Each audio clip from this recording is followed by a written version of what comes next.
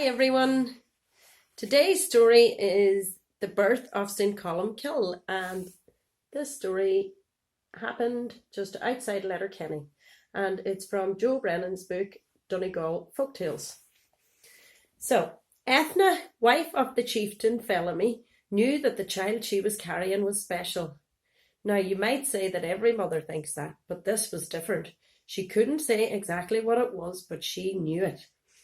Then one day, as the birth drew close, a holy man by the name of Fergna, who'd been told by an angel that a holy child was soon to be born in Garton, came to visit Ethna. When Fergna blessed Colum in the womb, the baby put his thumb through the belly of his mother in a sign of welcome. Ethna and Felemy knew that their child would be a boy, and had already decided that their son would not grow up to be a king, even though he would be a Prince of Ulster. Instead, they were going to give him as a gift to the church to become a man of God. His name would be Colum, meaning dove.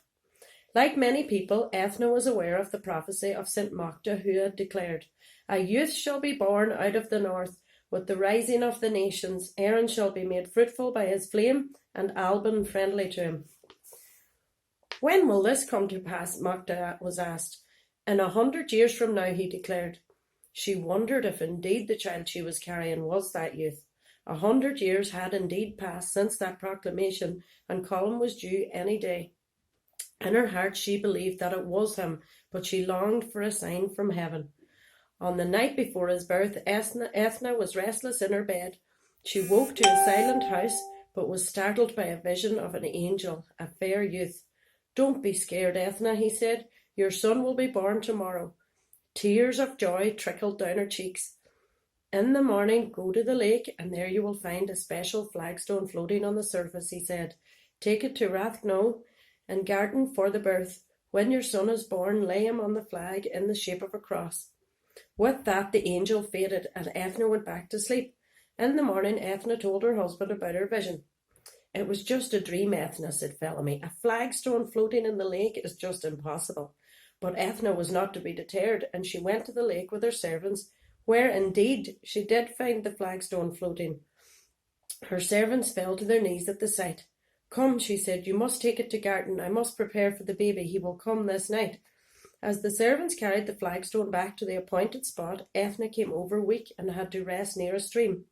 "Ethna," cried Luder, a nephew, as he saw a drop of blood that seeped from her and into the soil. "I'm all right," she said, "but I must get back to Garton." "I should cover this with some bracken," Luder said. "There's no need. Only you and your descendants will know where this spot is," she said.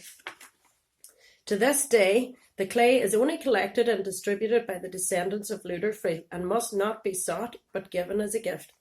The clay has healing and protective properties, protecting against the dangers of fire, drowning, and sudden death. It also helps women who are in the pains of labour. Colum was born that night, a cold, clear night in December, and was laid upon the flagstone in the shape of a cross as told by the angel.